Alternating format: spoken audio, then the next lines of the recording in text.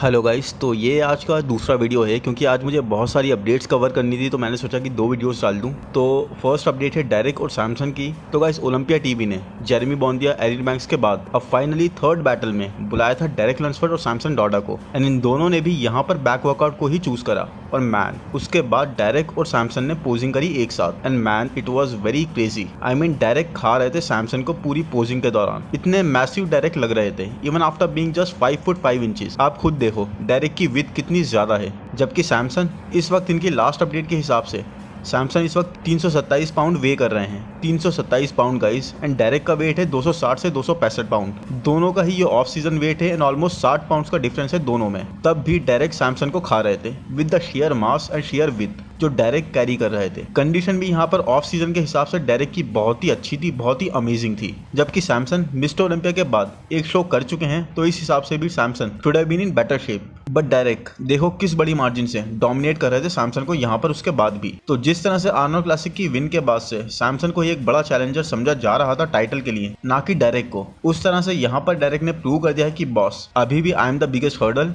And मैं ही हूँ सबसे बड़ा दावेदार। क्योंकि फ्रंट पोजिशन में ही डेरेक ऐसे डोमिनेट कर रहे थे, तो बैक पोजिशन जो डेरेक की ऑलरेडी स्ट्रेंथ है वहां पर तो boss look at this, the with the detail, the crazy lats, damn. मतलब सैमसन का ऑलरेडी एक लैगिंग बॉडी पार्ट है उनकी बैक, और उस पर उनको काफी क्रिटिसाइज अभी भी करा जाता है। और डायरेक्ट ऑलरेडी सुपीरियर बैक को और भी ज्यादा इंप्रूव करते ही जा रहे हैं। कैन यू सी दिस, किस लेवल पर ये लैट्स वाइड ओपन हो रहे हैं डायरेक्ट के with such a tiny waist. तो अगेन हार्डी के लिए इस बार बहुत ही टफ चैलेंजर्स है लाइनअप में। Derek crazy aesthetics, Samson crazy aesthetics, Nick crazy conditioning, Andrew crazy conditioning. Man, it is going to be an insane Mister Olympia coming. क्योंकि यहाँ देखिए, अभी लास्ट वीक ही सैमसन ने ये एक और गैस पोजिंग करी थी with the weight 327 pounds, and undoubtedly Samson यहाँ पर बहुत मैसिव लग रहे हैं, जाइगेंटिक लग रहे हैं। बट आपने देखा कैसे डेरेक के सामने सैमसन इतने ह्यूज नहीं लग रहे थे, क्योंकि डेरेक वाज लुकिंग महा मैसिव। तो यही है गाइस, बट सैमसन बहुत ज्यादा गैस पोजिंग्स कर रहे हैं। He is attending workshops, events, और ये एक बहुत बड़ी चीज है। आई मीन, अगर हम आईबीबी को एज एन ऑर्गेनाइजेशन देखें,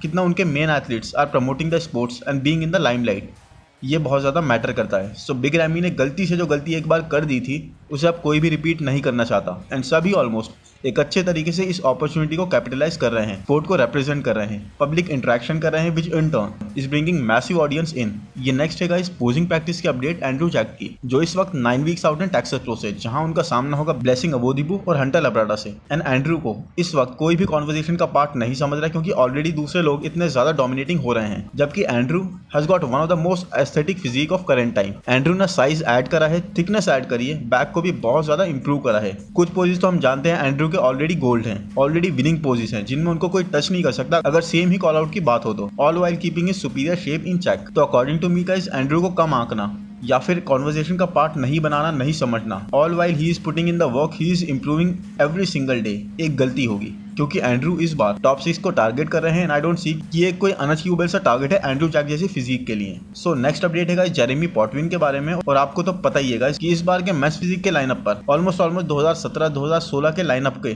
काफी मेजर एथलीट्स रिपीट हो रहे हैं। एक बड़ी मेजॉरिटी उस लाइनअप की यहाँ पर अवेलेबल होगी टू कम्पीट। अब बात यह है गाइस कि नेक्स्ट अप्रॉक्स 4 वीक्स में जेरेमी पॉटविन कम्पीट करने वाले हैं, एंड बॉस ये तो एक बिल्कुल ही एनिमेटेड कैरेक्टर लग रहे हैं यहाँ पर। सच अ टाइनी वेस्ट गाइस, और इनका चेस्ट मैन बहुत ही सुंदर, बहुत ही राउंड, फुल, बहुत ही अच्छे चेस्ट के जेनेटिक्स हैं इनके, एंड फाइबर्स भी भरे पड़े इनके चेस्ट में। एक insane we taper Jeremy Potvin carry करते हैं, और इस शो में जाते हुए मुझे नहीं लगता जेरेमी के जीतने में कोई भी दिक्कत आनी है। But look at the waist guys, एक इंसेन वी टेपर, एंड उसके बाद भी नो मेंस फिजिक टाइटल। बहुत ज्यादा ड्राई लग रहे हैं ये इस वक्त, प्रॉपर प्रेप चल रही होगी इस वक्त। तो इस बार लाइनअप में 2 जेरेमी होने वाले मिस्टर ओलंपिया में, जेरेमी बॉन्दिया और Jeremy Potvin. Anyways let's go to the next update.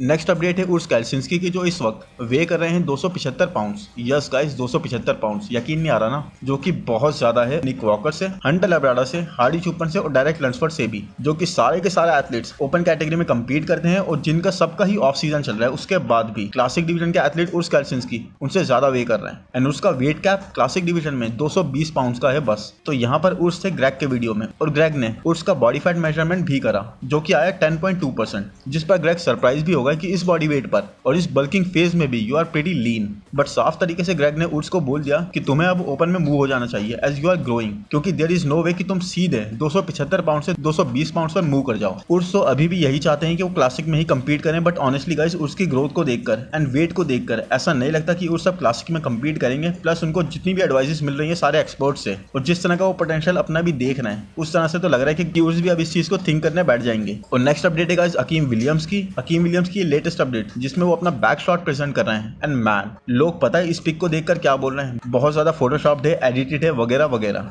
And do you know what the reason is? क्योंकि इतनी ज्यादा अच्छी, इतनी ज्यादा थिक और इतनी ज्यादा एक्सेप्शनल इस पिक में हकीम विलियम्स की बैक लग रही है कि लोग मानने को ही तैयार नहीं है कि एक्चुअल में हकीम की बैक एक्चुअल में ऐसी लग भी सकती है। व्हाट आई फील ये फोटोशॉप नहीं है गाइस, बट एनीवेज ये एक अलग ही टॉपिक है और इस चैनल पर हम इस चीज को नहीं कि ये क्या फोटोशॉप है क्या नहीं है, इस चीज पे बात नहीं करने बैठे। हकीम विलियम्स की लोअर बैक की थिकनेस इस पिक के हिसाब से आउट ऑफ द वर्ल्ड है और इसीलिए लोग यकीन नहीं कर पा रहे हैं। देखिए मैन, कहाँ तक ये लोअर बैक थिक है और कितनी ज्यादा डेंसिटी है इस पोर्शन में स्पेशली।